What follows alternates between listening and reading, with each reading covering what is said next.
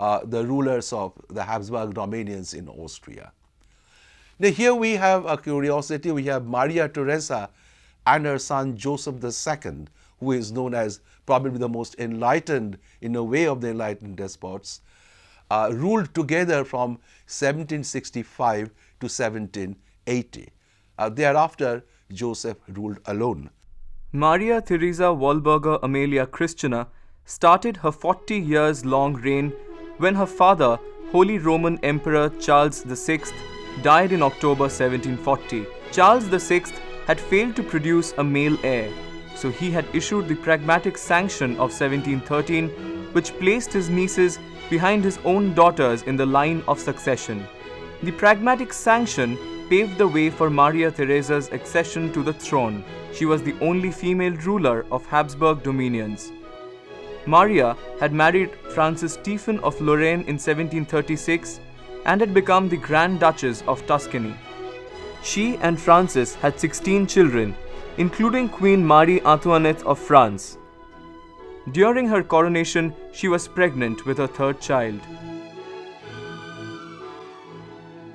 However, after her father's death, Saxony, Prussia, Bavaria, and France refused to honor the Pragmatic Sanction they had recognized during his lifetime. This sparked off a 9 years long conflict known as the War of Austrian Succession.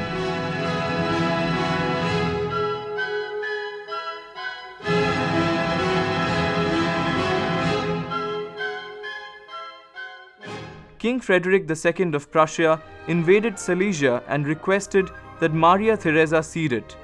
He threatened to join her enemies if she refused. Maria Theresa decided to fight for the mineral-rich province. She was confident that she would retain the jewel of the House of Austria.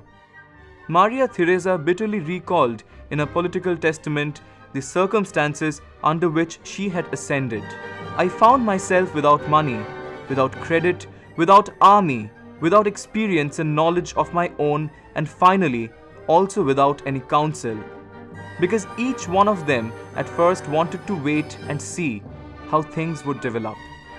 Maria's father, Emperor Charles VI, had hoped for a son till his dying years, so he had never prepared his daughter for her future role as sovereign, even though he had secured Maria's inheritance to the throne. Maria Theresa was the sovereign of Austria, Hungary, Croatia, Bohemia, Mantua, Milan, Lodomeria, and Galicia, the Austrian Netherlands, and Parma. Maria Theresa recognized the need for reforms at the end of the 7 Years' War in 1763. Austria had done badly, and the status of Austria as a great power, one of the strongest power in Europe, had indeed been in some question.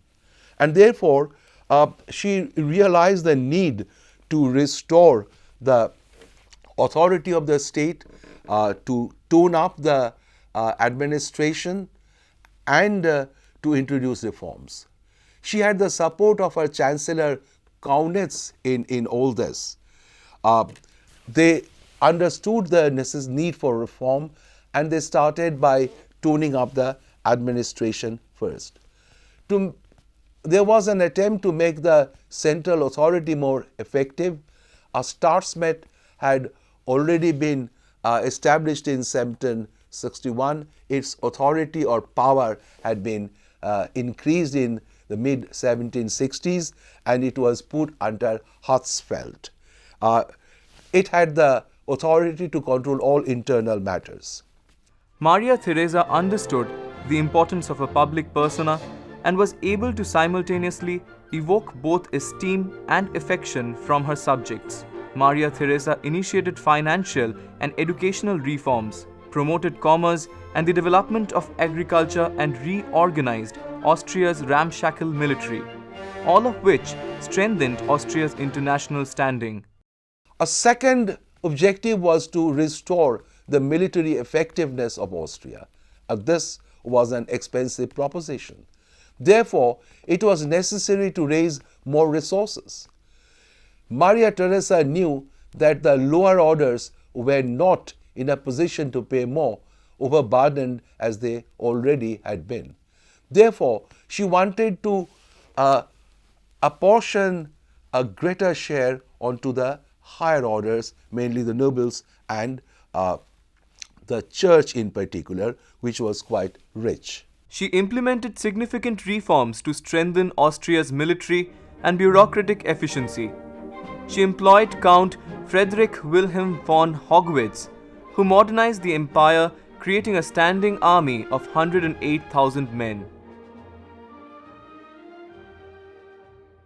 In 1760, Maria Theresa created the Council of State, composed of the State Chancellor, 3 members of high nobility, and 3 knights, which served as a committee of experienced people who advised her. The Council of State lacked executive or legislative authority, but nevertheless set an example remarkably different from the form of government employed by Frederick II of Prussia. Unlike the latter, Maria Theresa was not an autocrat who acted as her own minister. Prussia would adopt this form of government only after 1807. It was thus imperative that the higher orders should be taxed, and in this she was not inspired by any philosophy or any enlightenment. It was the practical needs of the state, as it is known as the raison d'etat, reasons of a state. Maria Theresa doubled the state revenue between 1754 and 1764. Though her attempt to tax the clergy and the nobility was only partially successful, these financial reforms greatly improved the economy. In 1764, she summoned the feudal lords, the clerical orders in a provincial estate of Hungary, and she wanted all of them to increase the share of tax that they paid. She was against any further burden on the peasants. The assembly agreed to pay an enhanced tax, but they absolutely refused to lessen the burden of feudal obligation on the peasants. Maria Theresa was, however, determined to bring this down.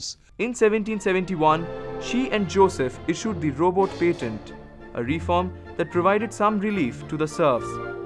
Financially, in 1775, the monarchy's budget was balanced for the first time in history. Between 1767 and 75, she promulgated several decrees to reduce the burden of feudal dues on the peasants in such areas as Hungary, Austrian Silesia, Lower Austria, Moravia, and Bohemia. Forced labor was now restricted to between 1 and 3 days in a week. And the reason she introduced these reforms was that she was aware of the importance of a contented peasantry for the economy. She was a conservative and was not really influenced by philosophy, yet her reforms were by all standard progressive. Like all members of the House of Habsburg, Maria Theresa was a devout Roman Catholic. She believed that religious unity was necessary for a peaceful public life and explicitly rejected the idea of religious toleration. However, she never allowed the church to interfere with what she considered to be prerogatives of a monarch and kept Rome at arm's length. She controlled the selection of archbishops, bishops, and abbots. She also wanted to collect money from the church, and she did this gradually.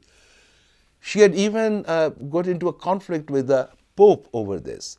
She was a devout Catholic. She had no wish to offend either the church or the Pope, but she wanted to collect money from them, and this is what she did. In 1767, church property in Milan was confiscated. She imposed a tax on the clergy later in 1768. Maria's relationship with the Jesuits was of a complex nature. Members of this order educated her, served as her confessors, and supervised the religious education of her eldest son. The Jesuits were powerful and influential in the early years of Maria Theresa's reign. However, the Queen's ministers managed to convince her that they posed a danger to her monarchical authority. Jesuit activities were stopped and their income was transferred to the local parish churches. And some of this money was used to fund primary education. And the purpose of this elementary education was to produce useful, obedient, and Christian citizens. Though she eventually gave up trying to convert her non-Catholic subjects to Roman Catholicism, Maria Theresa regarded both the Jews and Protestants as dangerous to the state and actively tried to suppress them. The Empress was probably the most anti-Semitic monarch of her day. Maria Theresa was a conservative in manners of state, as in those of religion, but she forbade forceful conversion of Jewish children to Christianity and supported Jewish commercial and industrial activity. What is central to understanding Maria's impulse to reform was the need to make the state more effective. If the economy improved, if the peasants were contented to improve agriculture and economy, if the administration ran better, if the state was run better, then all these would result in making Austria a great power once more. It will remove the weaknesses that Austria had faced for some time. Among other reforms was Codex Theresianus, begun in 1752 and finished in 1766, that defined civil rights. In 1776, Austria outlawed witch burnings and torture, and for the first time in Austrian history took capital punishment off the penal code. It was replaced with forced labor. Maria Theresa was opposed to the abolition of torture. Capital punishment was later reintroduced, but the progressive nature of these reforms remains noted. Now again, to emphasize or to re-emphasize, behind this there was no inspiration of philosophy, purely the reasons of state. Aware of the inadequacy of bureaucracy in Austria and in order to improve it, Maria Theresa reformed education in 1775. In a new school system based on the Prussian model, all children of both genders from ages of 6 to 12 had to attend school. Education reform was met with hostility from many villages. Maria Theresa crushed the dissent by ordering the arrest of all those who opposed. Although the idea had merit, the reforms were not as successful as they were expected to be. In some parts of Austria, half of the population was illiterate well into the 19th century. The Empress permitted non-Catholics to attend university and allowed the introduction of secular subjects, such as law, which influenced the decline of theology as the main foundation of university education.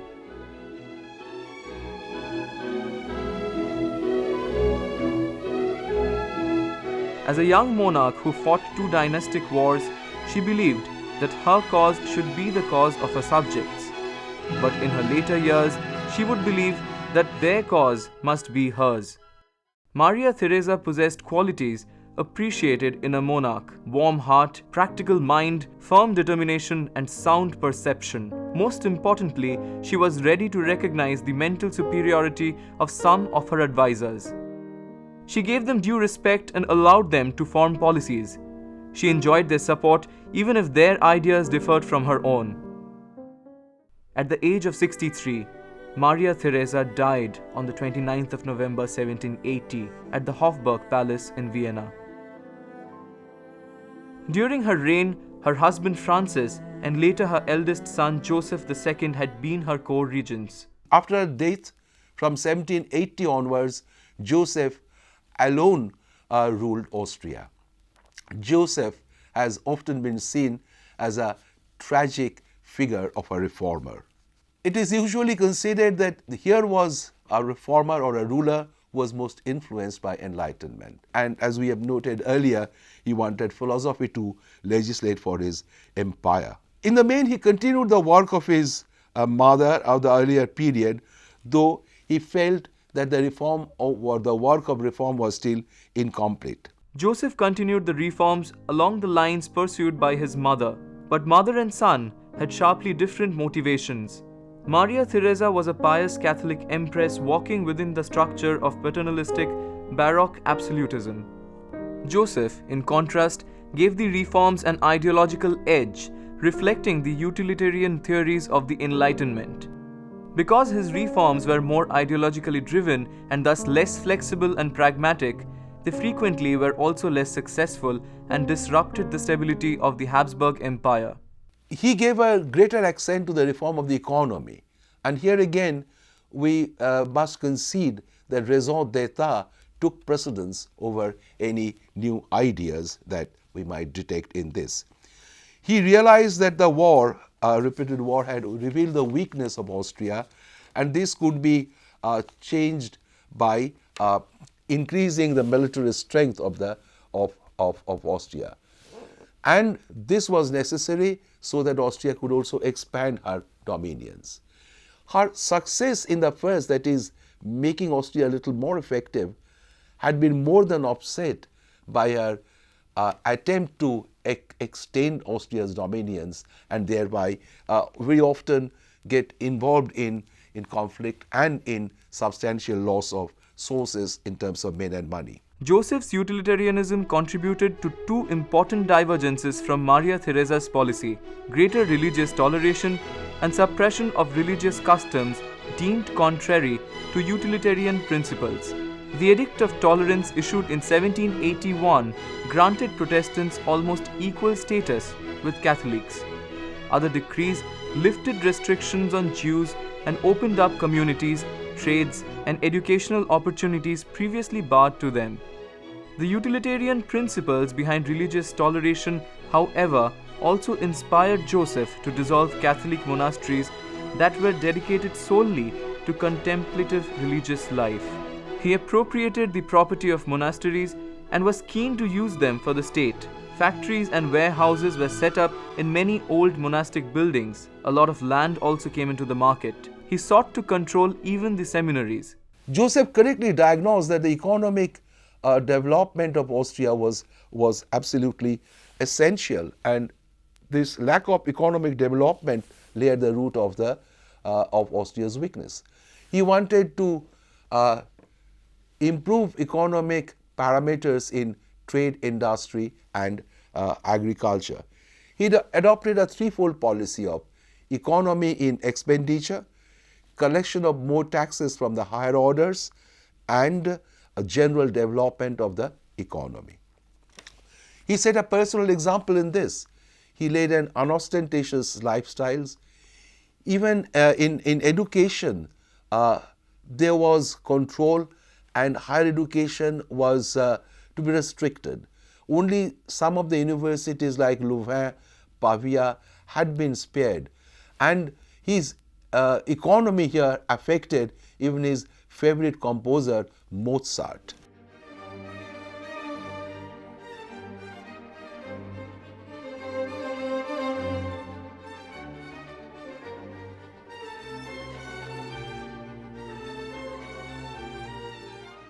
The reforms created an administrative, fiscal, and judicial bureaucracy directly responsible to the monarch. He sincerely believed that taxes need to be distributed among all the classes, and therefore he wanted to reform the existing and unequal tax system. He started the process by registering all land. It was not an easy task. He started a census in Hungary, and he obviously had the influence of physiocratic ideas on this. He started by abolishing serfdom also through two decrees in 1781 and 82.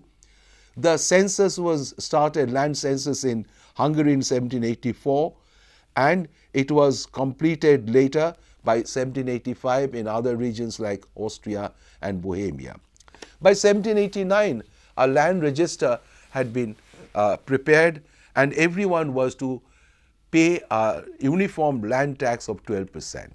So while the higher orders paid only 12%, the peasants had to pay 17% as the feudal obligation to the others. So the lower orders paid certainly more than the higher orders, but at least the higher orders were obliged to share the burden of taxation now.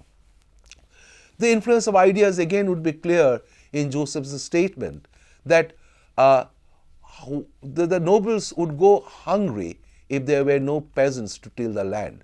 So the peasants needed a better deal so that even the higher orders could pay. As the seat of the new centralized institutions, Vienna grew from merely being a sovereign's place of residence to a true political and administrative capital. Hungary, however, was not included in these centralizing administrative reforms. In appreciation of the support Austria had received from the Hungarian nobles during the War of Austrian Succession, Maria Theresa never extended her reforms to that kingdom. He expected the reform to increase the economic condition of Austria. He restricted the power of the guilds, and indeed trade was encouraged, and some form of protectionism was introduced in mid-1780s. Trading in the Danubian region flourished. In certain areas, there had been increase in the production also, in the mining, in textile, particularly in Bohemia, Lower Austria, Tyrol and Styria. Mining and textile industries were rejuvenated. The number of factories indeed became doubled in Bohemia. He introduced religious toleration in order to encourage economic activities. He argued very strongly that one's religion cannot stand in the way of economy. Through these series of measures, he did succeed in rejuvenating Austrian economy to an extent, trade, agriculture as well as industry, and it was reflected in the fairly significant increase in the quantum of revenue that was collected. It grew up from 65 million florin in 1781 to 87 million florin in 1788. Vienna became a very significant urban agglomeration with about 200,000 people. This fairly impressive success, however, did not last long. Joseph withdrew many of his reforms later, and all this may in a way be related to his failure in foreign policy. He took several measures to strengthen the army. He even introduced partial conscription. He participated in the first partition of Poland. In the late 1770s, he tried to invade Bavaria and found Frederick to be a very serious adversary, and actually his aggressive foreign policy resulted in substantial loss of both men and money. Frederick the Great is said to have found Joseph ambitious, despotic, and capable of setting the world on fire. The reforms also created an expectation which he failed to fulfill. In fact, lower classes did not get the taste of real freedom. On the other hand, upper orders were against him because of the relative reduction in their privileges. The empire then experienced increasing restlessness. Faced with this, Joseph gradually lost his cool, and reforms were gradually withdrawn. In 1785, he started policing the people. In 1788, orthodox attitude towards religion was reinforced. Even a census system was introduced later. Only the abolition of serfdom and religious toleration among his many reforms remained. Actually, his ultimate failure had been summed up by the immortal words Joseph himself had written for his epitaph. Quote, "Here lies the man who, with best of intentions, never succeeded in anything." This, in a way, sums up the career of Joseph II. Joseph II died in 1790. He had no children. He was succeeded by his brother Leopold II. The most significant of the minor rulers had been Leopold, the Grand Duke of Tuscany. He has been recognized as a truly enlightened rule in the contemporary context. He curbed the domination of the church. He imbibed the physiocratic ideas through his minister Neri. He encouraged agriculture, restricted the guild, removed restrictions on grain trade, and this generally tended to make Tuscan economy more mobile.